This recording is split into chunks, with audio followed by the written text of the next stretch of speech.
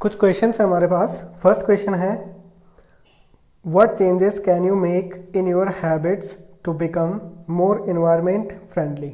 ठीक है, तो हमें कुछ अपनी हैबिट्स, कौन कौन सी हैबिट्स चेंज करनी चाहिए जिससे हम क्या कर सकें, एक तरीके से इको फ्रेंडली बन सकें, है ना।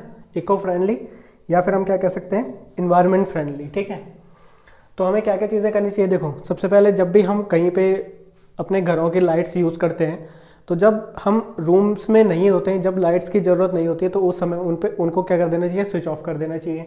दूसरा क्या हो सकता है, जो वाटर एंड फूड है उसको हमें क्या करना होगा, वेस्ट नहीं करना है। देखा होगा आपने, काफ़ी सारी शादी पार्टियों में क्या हो जाता है, बहुत सारा खाना वेस्ट हो जाता है ना। तो वो खाना क्या करना चाहिए हमें, या तो हम डोनेट कर सकते हैं उसे, किसी अनाथ आश्रम में डोनेट कर दिया या वृद्ध आश्रम में डोनेट कर दिया, है ना। और जो वाटर है, वाटर को किस तरीके से आप वेस्ट कर सकते हो, जैसे देखा होगा आपने, कई सारे लोग क्या करते हैं, ब्रश करते हुए नल को खुला छोड़ देते हैं, है ना। तो वैसा नहीं करना है। जब ज़रूरत हो, जितनी ज़रूरत हो हमें वाटर की, उतना ही हमें उसे यूज़ करना है। ठीक है, फिर डम the object made of plastic. अब देखो, प्लास्टिक से बनी हुई चीज़ें जो हमारे काम की नहीं है, उसको हमें क्या कर देनी चाहिए, दबा देना चाहिए। रिसाइकल बिन में डाल, या फिर रिसाइकल बॉक्सेस होते हैं बहुत सारे, ठीक है, उनमें डाल दो, या फिर उसको अच्छे तरीके से ट्रीट करने के मतलब है, अगर आप कहीं दूर दराज वाली जगह पर रहते हो तो उसे डंप कर देना चाहिए हमें ज़मीन के अंदर। ठीक है, तो इस तरीके से चीज़ें कर सकते हैं हम। दूसरा क्वेश्चन है, what would be the advantages of exploiting resources with short term AIIMS. अब देखो, जब हम शॉर्ट टर्म एम्स मतलब शॉर्ट टर्म्स के लिए किसी फ्यूल का, किसी रिसोर्स का ज़्यादातर यूज़ कर दें, तो वो हमारे लिए एडवांटेज किस तरीके से होगा। तो हम लिख सकते हैं ये एडवांटेज हमारे लिए नहीं होगा, मतलब ये एडवांटेज के तौर पे हम उसे नहीं ले सकते। क्यों? क्योंकि जब भी हम बहुत एक्सटेंसिवली किसी रिसोर्स को यूज़ करेंगे शॉर्ट टर्म के लिए, मतलब शॉर्ट टर्म डेवलपमेंट के लिए, तो वहाँ पे क्या होगा, एक तो इक्वली वो डिस्ट्रीब्यूट नहीं होगा रिसोर्स, है ना। और आगे वाली जनरेशन के लिए बचेगा नहीं। आगे वाली जनरेशन किस तरीके से डेवलप होगी, नहीं हो सकती ना डेवलप।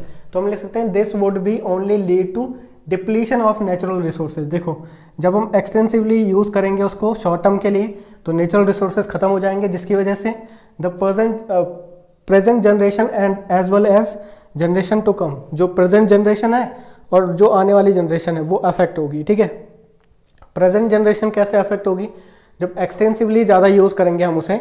तो अब देखो, कहीं पे ज़्यादा यूज़ होगा, कहीं पे कम यूज़ होगा उस फ्यूल का, क्योंकि बहुत ही ज़्यादा मात्रा में हम यूज़ करेंगे ना किसी भी फ्यूल को या फिर किसी भी रिसोर्स को, तो बहुत ज़्यादा, कहीं पे ज़्यादा यूज़ हो जाएगा उसका, कहीं पे बहुत कम यूज़ होगा, इक्वली वो डिस्ट्रीब्यूट नहीं हो पाएगा। ठीक है, नेक्स्ट है,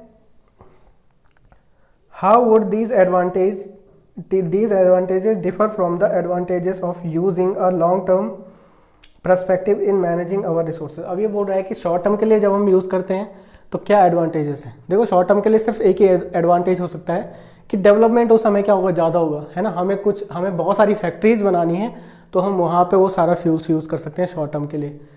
बट वो एडवांटेज नहीं, वो डिसएडवांटेज ही है एक तरीके से, है ना। बट जब हम लॉन्ग टर्म चलाने की बात करते हैं, उसे एक्सप्लोर करने की बात करते हैं, तो वहाँ पे क्या क्या एडवांटेजेस हैं। देखो, सबसे पहला एडवांटेज है कि जो जनरेशन आने वाली है उनके लिए वो रिसोर्स अवेलेबल रहेगा, है ना। मतलब हमारे आने वाली जनरेशन भी कोल, पेट्रोलियम ये सब देख सकती है। दूसरा, यूनिफॉर्म डिस्ट्रीब्यूशन होगा, मतलब पर्टिकुलर हर एक ह्यूमन बीइंग को वो मिलेगा। ठीक है, क्योंकि उनका वो भी एनवायरनमेंट का, नेचर का एक हिस्सा है।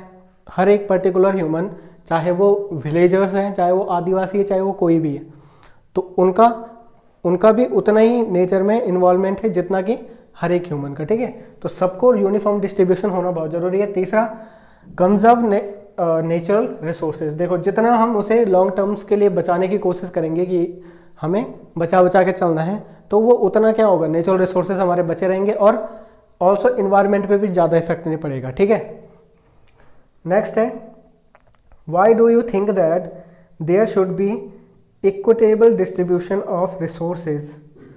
What forces would be working against an equitable distribution of our resources? तो हमें क्यों लगता है ऐसा कि इक्वली डिवाइड होना चाहिए रिसोर्सेज, क्योंकि इक्वली जब डिवाइड होगा तो इक्वली वो यूज़ होगा, है ना। इक्वली, क्योंकि एनर्जी की ज़रूरत सबको पड़ती है।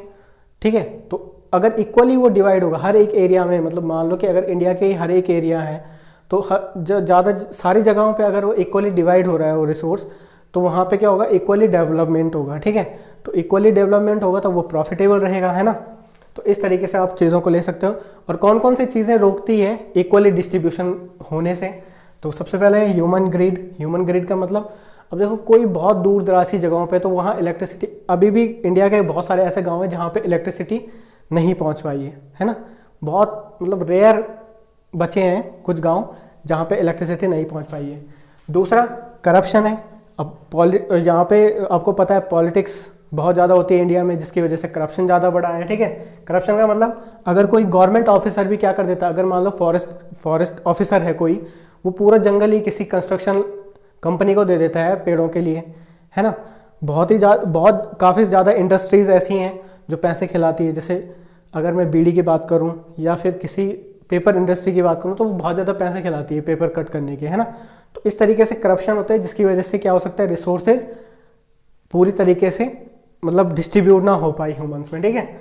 और lobby of the rich and powerful are the forces, मतलब वही lobby of group of rich people जो कि क्या करते हैं, पैसों से सब कुछ खरीदना चाहते हैं। तो ऐसा पॉसिबल नहीं है, ठीक है।